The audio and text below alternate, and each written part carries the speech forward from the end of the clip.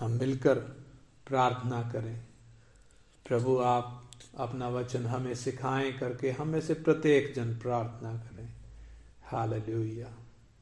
धन्यवाद करते हैं पिता, एक और दिन आपने हमें दिया, आपके चरणों में आने के लिए ये अवसर प्रदान किया। धन्यवाद करते हैं पिता। हम आपसे विनती करते हैं प्रभु, आपका वचन आप हमें सिखाएं। पवित्र आत्मा परमेश्वर आप हमें खोल कर समझाएं प्रभु, ताकि ये वचन हम एक एक के जीवन में कार्य करे। हर एक सुनने वाला प्रभु आपकी आवाज को सुने। प्रभु आपके वचन में वो ताकत है, आपके वचन में जीवन है प्रभु, एक एक हृदय में कार्य करे और फलवंत हो पिता। ऐसी प्रार्थना करते हैं यीशु मसीह के पवित्र नाम में मांगते हैं, आमीन। आमीन। हम पिछले दिनों से देख रहे थे, जो विषय हम सीख रहे हैं, प्रभु यीशु मसीह जब क्रूस पर टंगे हुए हैं उस समय उनके मुख से निकली हुई 7 बातें।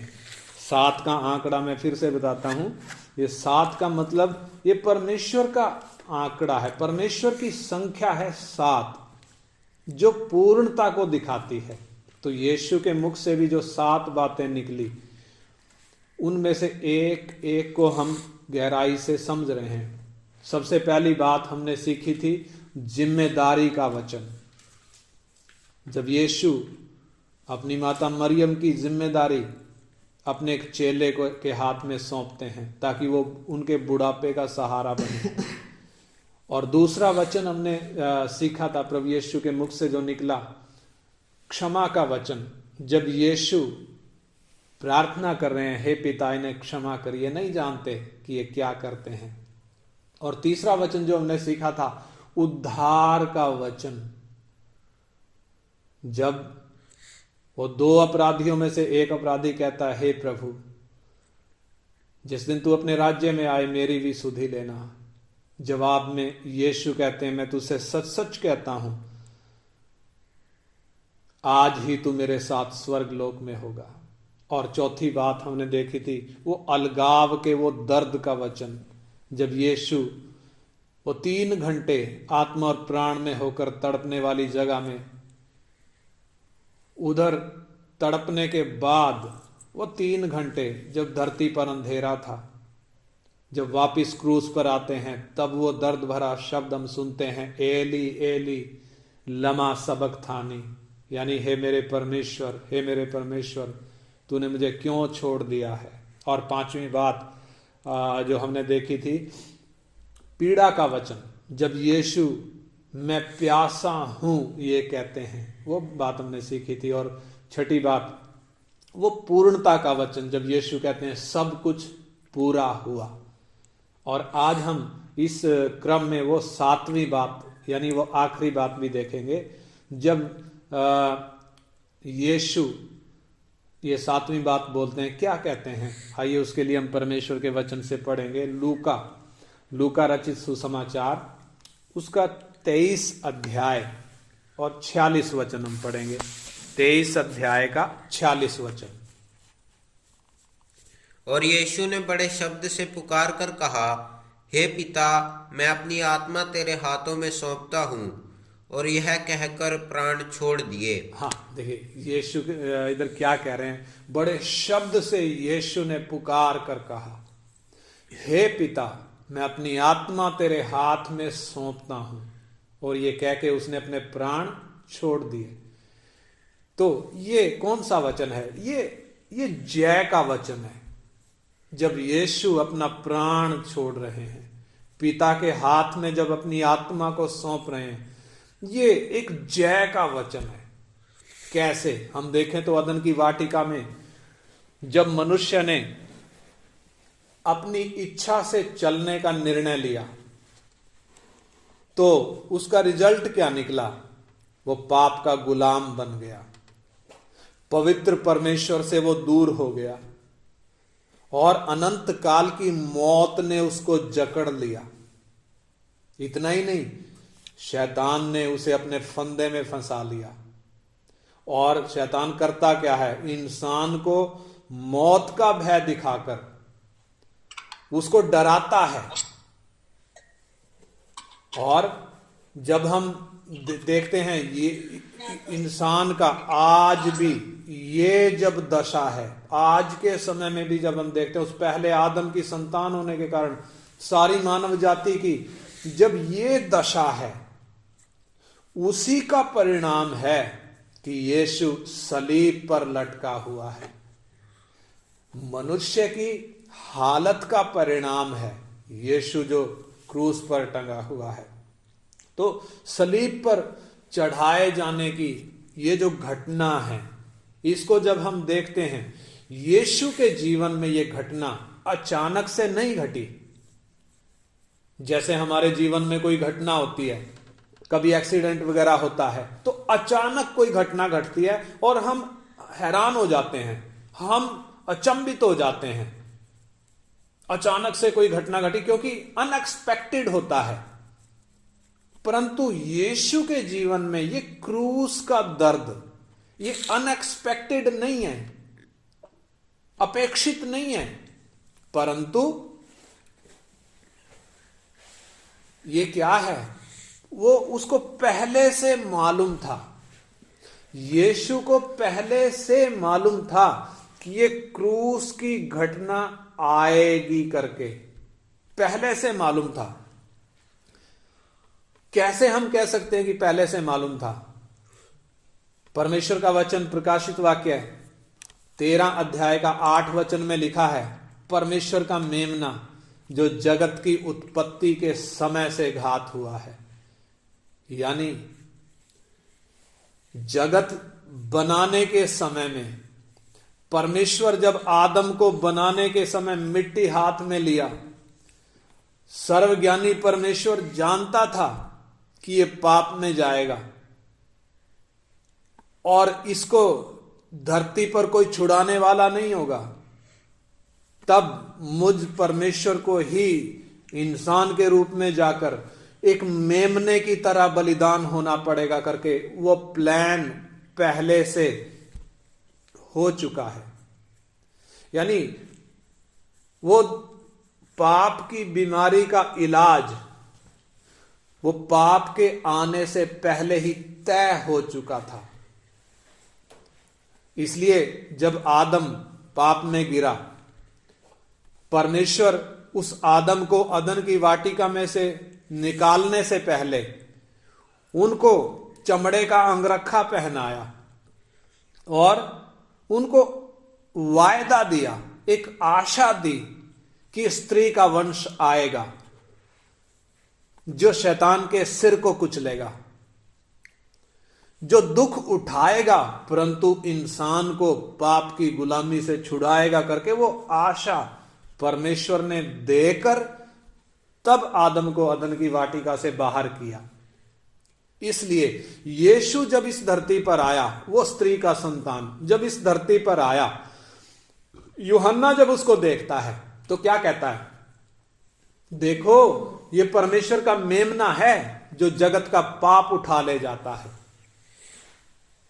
और यीशु भी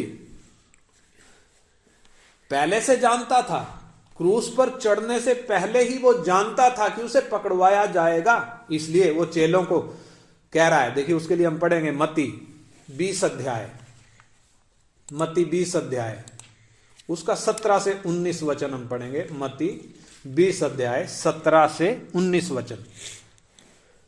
यीशु यरूशलेम को जाते हुए 12 चेलों को एकांत में ले गया और मार्ग में उनसे कहने लगा, देखो हम यरूशलेम को जाते हैं और मनुष्य का पुत्र प्रधान याजकों और शास्त्रियों के हाथ पकड़वाया जाएगा और वे उसको घात के योग्य ठहराएंगे और उसको अन्य जातियों के हाथ सौंपेंगे कि वे उसे ठट्ठों में उड़ाएं और कोड़े मारे और क्रूस पर चढ़ाएं और वह तीसरे दिन जिलाया जाएगा। यीशु ये बात अपने चेलों से किसके विषय में कह रहे हैं? वो मनुष्य का पुत्र कौन है? यीशु खुद अपने विषय में यह बात कह रहे हैं कि देखो हम यरूशलेम को जाते हैं और मनुष्य का पुत्र प्रधान याजकों और शास्त्रियों के हाथ पकड़वाया जाएगा। वो उसको घात के योग्य यानी जान से मारने के योग्य ठहराएंगे और उसको अन्य जातियों के हाथ में सौंपेंगे और वे इसे ठट्ठों में उड़ाएंगे और उसे कोड़े मारेंगे और उसे क्रूस पर चढ़ाएंगे। यीशु पहले से ही यह भविष्यवाणी अपने विषय में कर रहे हैं और आगे भी कहते हैं वो तीसरे दिन जिलाया जाएगा। यानी यीशु को पहले से मालूम है क्या होने वाला है, यानी यीशु क्यों इस धरती पर आया उसको पहले से मालूम है। वो हमारी तरह इस धरती पर नहीं आया। हमारी तरह बोले तो हम तो किस लिए आए और क्या कर रहे हैं। जब बच्चे थे हमने खूब पढ़ाई लिखाई करी और जब थोड़ा और बड़े हो गए कॉलेज में दाखिला ले लिया, फिर नौकरी करने लग गए या अपना कोई बिजनेस करने लग गए और फिर और थोड़ा आगे देखें तो हमने शादी करी, शादी के बाद बच्चे हो गए, बच्चों को पालन पोषण किया और फिर उसके बाद बच्चों की शादी की चिंता, बच्चों की पढ़ाई की चिंता और ऐसा सोचते सोचते एक दिन क्या हो गया, मिट्टी की तरफ चले गए। यह है इंसान के जीवन की यात्रा। परंतु यीशु इस काम के लिए इस धरती पर नहीं आए थे। उनको मालूम है वो क्यों आए हैं। उनको मालूम है पाप में गिरे हुए इंसान को मैंने उठाना है करके, और उसका एक ही तरीका है क्रूस की मृत्यु। इसलिए पहले से उसके लिए वो तैयार हो रहे हैं, मेंटली एंड फिजिकली प्रिपेयर हो चुके हैं। इसलिए यीशु ने अपने आप को उन दुष्टों के हाथ में सौंप दिया, अपने आप को सौंपा है, तब उन्होंने पकड़ा।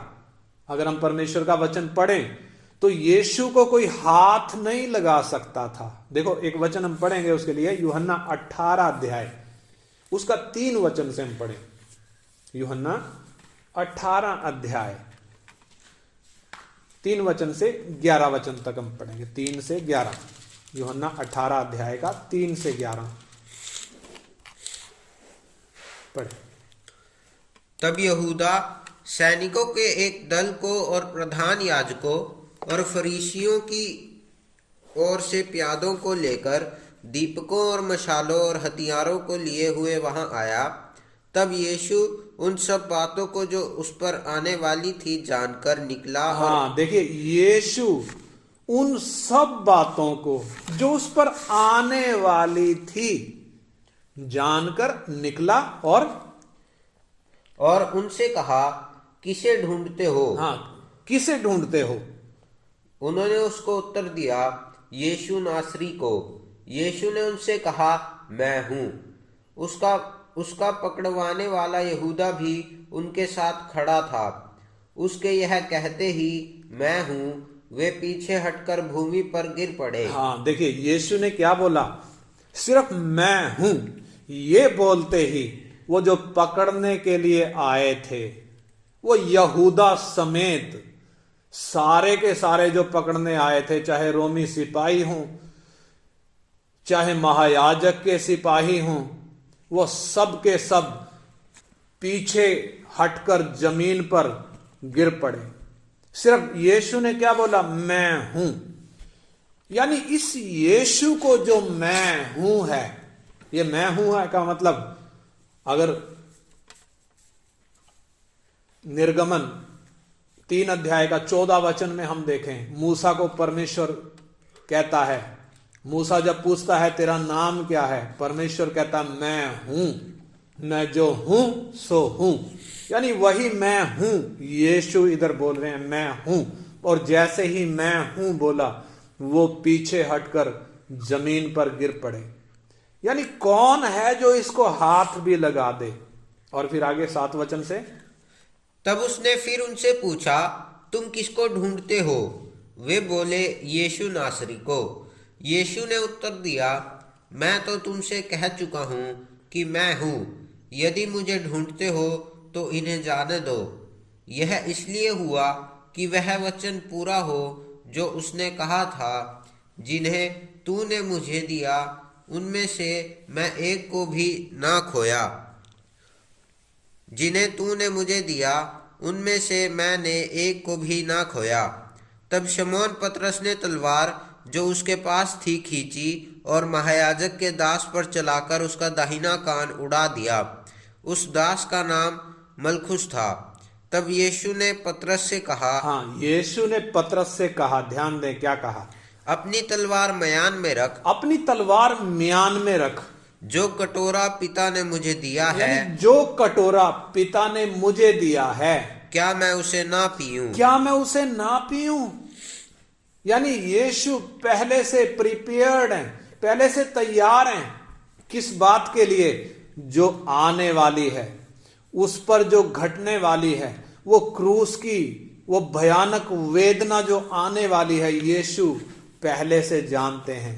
उनके जीवन में ये अचानक से घटी घटना नहीं है, और कोई भी यीशु को हाथ लगा नहीं सकता था, कोई उसको पकड़ नहीं सकता था, मारना तो दूर की बात है। देखो यीशु एक वचन कहते हैं, यूहन्ना 10 अध्याय 17 और 18 वचन भी हम पढ़ेंगे। यूहन्ना 10 अध्याय का 17 और 18 वचन। पिता इसलिए मुझसे प्रेम रखता है कि मैं अपना प्राण देता हूं कि उसे फिर ले लूं। कोई उसे मुझसे छीन नहीं सकता, वरन मैं उसे आप ही देता हूं। मुझे उसके देने का भी अधिकार है और उसे फिर से लेने का भी अधिकार है। हाँ, देखिए यीशु को अधिकार क्या बता रहे हैं, वो क्या कहते हैं? कोई मेरा प्राण मुझसे छीन नहीं सकता, मैं अपना प्राण खुद देता हूं। मुझे उसको देने का भी अधिकार है और उसे वापस लेने का भी अधिकार है। इस धरती पर जितनी मानव जाति आई, पहले आदम से लेकर आज तक, और जितने मनुष्य आगे आएंगे, किसी को भी ये अधिकार नहीं है कि वो अपना प्राण दे दे या दिए हुए प्राण को फिर से वापस ले ले। किसी को भी ये अधिकार नहीं है। सिर्फ यीशु सबसे अलग हम यीशु को देखते हैं, जिसको अपना प्राण देने का भी अधिकार है और उसको वापस लेने का भी अधिकार है। इसलिए बेशक कोड़े मार मार कर यीशु की खाल उधेड़ दी गई हो, बेशक उसका सारा मांस उखाड़ दिया गया हो, बेशक उसकी हड्डियों को, सारी हड्डियों को गिना जा सकता हो, ऐसी हालत कर दी, बेशक उसकी हड्डियों के सारे जोड़ उखड़ गए हों। भजन संहिता 22 अध्याय में ये बातें हम पढ़ सकते हैं। बेशक उसका सारा खून भी बह गया हो, तो भी उसको कोई मार नहीं सकता, कोई उसकी जान ले नहीं सकता था। उसने खुद अपना प्राण दिया, खुद अपना प्राण दिया। इसलिए कहता है, हे पिता, मैं अपना प्राण आपके हाथ में सौंपता हूं, अपनी आत्मा आपके हाथ में सौंपता हूं। यह कहकर उसने अपना प्राण त्यागा। यानी ये जो घटना घटी है, अचानक से नहीं घटी, दुर्घटना नहीं है, पहले से तय है। कैसे पहले से तय? हम जरा पढ़ें प्रेरितों के काम 2 अध्याय 22 और 23 वचन। प्रेरितों के काम 2 अध्याय 22 और 23 वचन हम पढ़े। हे इजराइलियों, ये बात सुनो, यीशु नासरी एक मनुष्य था। हाँ, देखिए पतरस यहूदियों के सामने प्रचार कर रहे हैं। क्या कह रहे हैं? हे इजराइलियों, हे इस्राएलियों, ये बातें सुनो, ये बातें सुनो जो मैं बता रहा हूं। हाँ, यीशु नासरी एक मनुष्य था। हाँ, यीशु नासरी एक मनुष्य था, जिसका परमेश्वर की ओर से होने का प्रमाण उन सामर्थ के कामों और आश्चर्य के कामों और चिन्हों से प्रकट है, जो परमेश्वर ने तुम्हारे बीच उसके द्वारा कर दिखाए, जिसे तुम आप ही जानते हो। हाँ, यानी वो परमेश्वर की ओर से था करके उसके कामों के द्वारा तुमने देखा है। आश्चर्य कामों के द्वारा, सामर्थ के कामों के द्वारा, उन चिन्हों के द्वारा जो उसने किए, तुम्हारे बीच में किए, और तुमने स्पष्ट तौर पर इस बात को सबूत के तौर पर देखा है कि वो परमेश्वर की ओर से था। हाँ, आगे 23।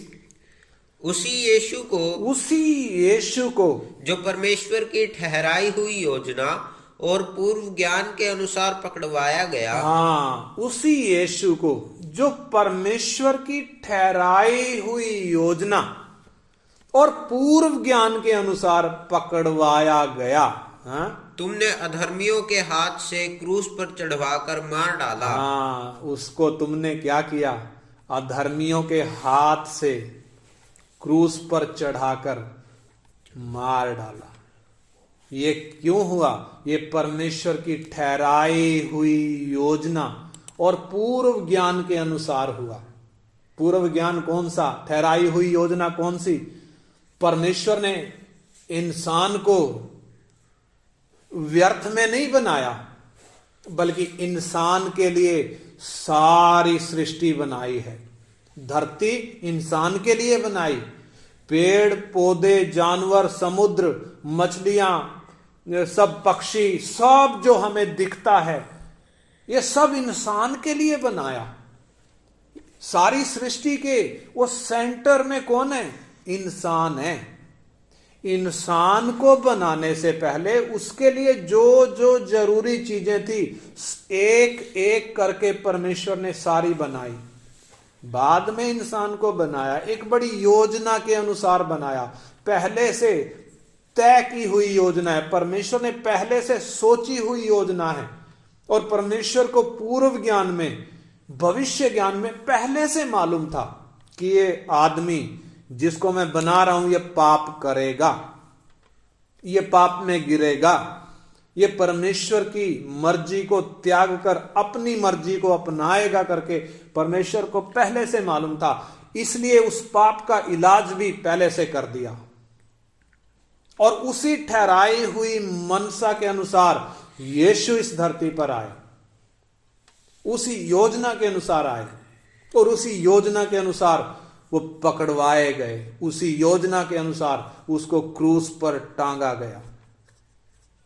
यानी ये अचानक से घटी घटना नहीं है। क्यों यीशु ये जय का उद्घोष कर रहे हैं, उसके पीछे की घटना, एक और वचन हम इसके लिए पढ़ेंगे, 4 अध्याय 26 से 28, प्रेरितों के काम 4 अध्याय का 26 से 28। प्रभु और उसके मसीह के विरोध में, प्रभु और उसके मसीह के विरोध में पृथ्वी के राजा खड़े हुए, पृथ्वी के राजा खड़े हुए। भजन संहिता 2 अध्याय यदि आप पढ़ेंगे, उधर लिखा है ये पूरा विवरण। प्रेरितों के काम में ये उस बात को और खोलकर बताया गया है। पृथ्वी के राजा यीशु के विरोध में खड़े हुए, और हाकिम एक साथ इकट्ठे हो गए। और हाकिम भी एक साथ इकट्ठे हो गए। कौन कौन से हाकिम? हेरोदेश को देख लो, पिलातुस को देख लो, दुश्मन थे, लेकिन यीशु के कारण वो दुश्मन भी दोस्त बन गए, इकट्ठे हो गए। और फिर आगे, क्योंकि सचमुच तेरे सेवक यीशु के विरोध में, जिसका तूने अभिषेक किया, हेरोदेस और पुन्तियुस पिलातुस भी अन्य जातियों और इजरायलियों के साथ इस नगर में इकट्ठे हुए। हाँ, कौन कौन इकट्ठे हुए? हेरोदेस, पुन्तियुस पिलातुस, अन्य जाति और इस्राएली इस नगर यरूशलेम में इकट्ठे हुए, कि जो कुछ पहले से तेरी सामर्थ और मति में ठहरा था वही करे। हाँ, क्यों इकट्ठे हुए? ताकि परमेश्वर की सामर्थ से और उसकी मति से, यानी उसकी बुद्धि से, उसकी योजना से जो पहले से ठहरा था वो करें। यानी ये हाकिम, पृथ्वी के राजा, अन्य जाति, इस्राएली क्यों यीशु को क्रूस पर टांग रहे हैं? ताकि परमेश्वर की ठहराई हुई योजना के अनुसार करें। परमेश्वर की ठहराई हुई योजना क्या? मैंने जैसे बताया, परमेश्वर को पहले से मालूम था ये इंसान पाप में जाएगा, परमेश्वर को मालूम था ये परमेश्वर का दुश्मन हो जाएगा, इसलिए परमेश्वर खुद, परमेश्वर का कोई दूत नहीं, बल्कि परमेश्वर खुद इस धरती पर आया, इंसान का शरीर लेकर आया, पाप में शरीर की समानता में होकर आया। क्यों आया? ताकि पाप में गिरे हुए इस इंसान को उस दलदल में से निकाले। यह परमेश्वर की पहले से ठहराई हुई योजना, ताकि इंसान को फिर से बहाल करे, ताकि इंसान को फिर से परमेश्वर से मिलाए। इसलिए उस ठहराई हुई योजना के अनुसार यह सब कुछ हुआ। और उसके आगे हम देखते हैं, इंसान के सामने ये 3 पहाड़ हैं। सबसे पहला पाप, फिर शैतान, फिर मौत। इंसान इन 3 पहाड़ों पे आज तक पार नहीं पा सका। दुनिया में बड़े बड़े आए, बड़े बड़े नाम हम इतिहास में भी पढ़ते हैं, और आज के समय में भी हम देखते हैं बड़े बड़े नाम हैं, परंतु एक भी, यीशु के अलावा एक भी इन 3 पहाड़ों पर जय नहीं पा सका। ना तो पाप पर, ना तो शैतान पर, ना तो मौत पर। जितने आए सब के सब पापी होने के कारण मौत के मुंह में समा गए और दोबारा निकल नहीं सके मौत के पंजे से, मौत के जबड़े से दोबारा छूट नहीं सके। जो मरे दोबारा जिंदा नहीं हो सके। क्यों नहीं हो सके? क्योंकि पापी थे। मौत का डंक उनको डस गया और वो मर गए और दोबारा जिंदा नहीं हुए। जो खुद पापी थे वो दूसरे को क्या बचा सकते हैं?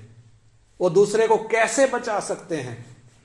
सिर्फ यीशु, जो इस धरती पर परमेश्वर इंसान के शरीर में आया, जिसको यीशु कहा गया, उसने इन 3 पहाड़ों को हटाया है।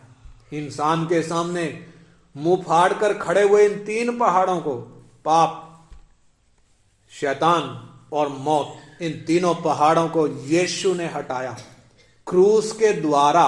इसलिए ये पहाड़ों को हटाने के लिए ही यीशु क्रूस पर बलिदान हुए। इस असंभव काम को पूरा करने के बाद, असंभव बोले तो दुनिया में सबके लिए असंभव था, परंतु यीशु ने इस असंभव काम को किया। ये काम पूरा करने के बाद यीशु ने अपना प्राण छोड़ा है। कोई ले नहीं सकता था प्राण, चाहे कितना भी मारते, अंग अंग काटते, तो भी उसका प्राण नहीं ले सकते थे। यीशु ने जब अपना प्राण छोड़ा है, यह काम पूरा करने के बाद छोड़ा है। इसलिए यह एक जय का घोष है। यानी अब दरवाजा खुल गया है कि किस चीज का? इंसान के छुटकारे का दरवाजा अब खुल गया है। मनुष्य अब अपने सृष्टिकर्ता पवित्र परमेश्वर के पास आ सकता है। वो रास्ता खुल गया है। इसलिए यीशु ये जय घोष कर रहे हैं। अगर संक्षेप में हम इस बात को समझें, यीशु क्यों क्रूस पर टंगा, मुख्य बात हमें क्या समझ में आती है? मनुष्य पाप के कारण इतना क्रूर हो गया कि उसने एक निर्दोष व्यक्ति को, जिसके अंदर कोई दोष पाया नहीं गया, उसके साथ ऐसा भयानक व्यवहार किया। खाल सारी उधेड़ दी, मांस उखाड़ दिया, हड्डियां गिनी जा सकती हैं, हड्डियों के जोड़ उखड़ गए, खून सारा बह गया। ये क्रूरता इंसान ने क्यों करी? वो पाप की वो भयानकता के कारण जो इंसान के अंदर राज करता है। और दूसरी बात हमें क्या समझ में आती है? सृष्टिकर्ता परमेश्वर अपनी प्रिय सृष्टि इंसान से प्रेम करता है। बेशक पाप में गिर गया इंसान तो भी परमेश्वर उससे प्रेम करता है। वो प्रेम का परिणाम है इस दुश्मन इंसान के लिए वो इस धरती पर आया और क्रूस पर टंगा है। और अगली बात हम क्या देखते हैं? पवित्र परमेश्वर पाप से नफरत करता है। पवित्र परमेश्वर पाप को सहन नहीं कर सकता। पाप के ऊपर परमेश्वर का न्याय आना जरूरी है, अपरिहार्य है, टल नहीं सकता। यही कारण है कि अनंतकालीन परमेश्वर, जिसको कोई ना आदि है ना कोई अंत है, जिसका ना कोई जन्म है ना कोई मृत्यु है, खुद पाप में शरीर में होकर इस धरती पर आया। पाप में शरीर की समानता में होकर इस धरती पर आया और पापियों को छुड़ाने के लिए उसने न्याय को पूरा कर दिया और परमेश्वर की सारी धार्मिकता को पूरा कर दिया। इसलिए जब यीशु बपतिस्मा ले रहा था, यूहन्ना जब उसको रोक रहा था, यीशु ने बोला अब तो ऐसा ही होने दे, क्योंकि इसी रीति से हमें सब धार्मिकता को पूरा करना है। क्रूस पर हम उस धार्मिकता को पूरा होते देख सकते हैं। इसलिए आइए हम अपने जीवनों के विषय में विचार करें। वचन मैंने आपके सामने रख दिया, परमेश्वर की आत्मा ने खोलकर ये बातें समझाई हैं। क्रूस पर हुआ क्या है, वो 7 बातें बारी बारी से हमने देखी, यीशु के मुख से जो बातें निकली। इसलिए आइए हम विचार करें, इन वचनों को जरा मनन करें। क्यों यीशु क्रूस पर टंगा? पाप कितना भयानक है, इंसान की कैसी हालत कर दी हमारे समझ में आता है। फिर भी परमेश्वर इंसान से कितना प्रेम करता है, इसलिए ये धरती पर आया, इंसान को ढूंढते हुए आया, इंसान का मेल फिर से अपने साथ करने के लिए आया। परमेश्वर पाप से घृणा करता है, पाप को सहन नहीं कर सकता। पाप के ऊपर परमेश्वर का दंड कभी टल नहीं सकता। इसलिए क्रूस की वो मौत, वो भयानक, वो खतरनाक मौत हम देख सकते हैं। मैं और आप किस हालत में हैं, जरा हम विचार करें। क्रूस पर यीशु को क्रूस पर टांगने वाला हेरोदेस, पिलातुस या इस्राएली थे, या मैं और आप भी थे? निश्चय मैं भी था, आप भी थे। हमारे कारण यीशु क्रूस पर टंगा, हमारे पाप के कारण। यदि हम पापी ना होते, यदि मैं पापी ना होता, तो यीशु को इस धरती पर आना ना पड़ता, उसको क्रूस की भयानक मृत्यु सहन करनी ना पड़ती। इसलिए आइए, ये पाप कितना भयानक है, हम उस बात को समझें। इस पाप से हम मन फिराएं। ये पाप जो जन्म से अंदर है, जो बीज में होने के कारण, जो गर्भ में जब हम बन रहे थे तब ये पाप अंदर था, जब हम पैदा हुए तब भी पाप अंदर था, जब हम बच्चे के रूप में धीरे धीरे बढ़ रहे थे तब भी ये पाप अंदर था। इसलिए होश संभालने के दिन से ही हमने अपनी मर्जी शुरू कर दी। आइए इस पाप से मन फिराएं।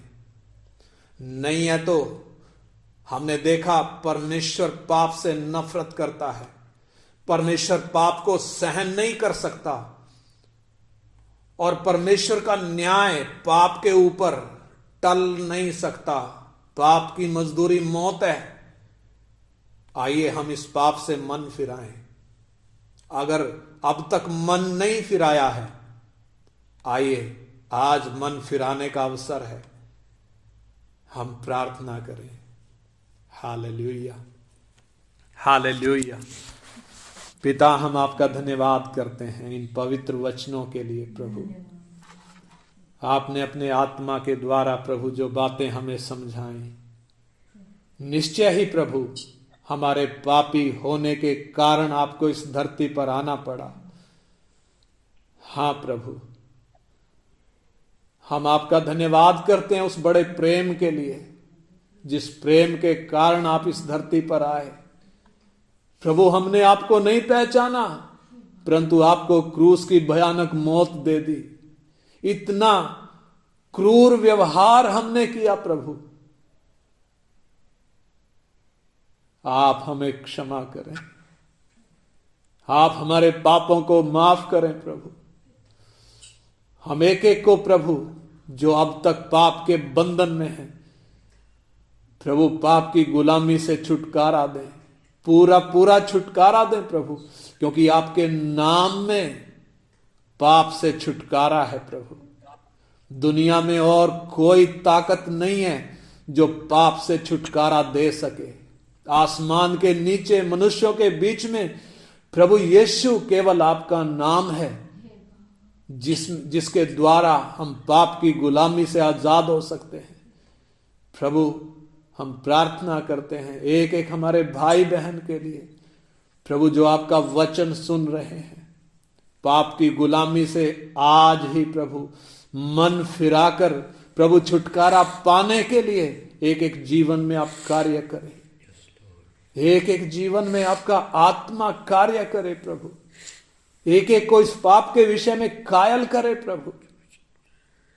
ये वचन जो प्रभु मनों में गया है, ये एक एक जीवन में बढ़े और फल लाए, ऐसी हम प्रार्थना करते हैं पिता।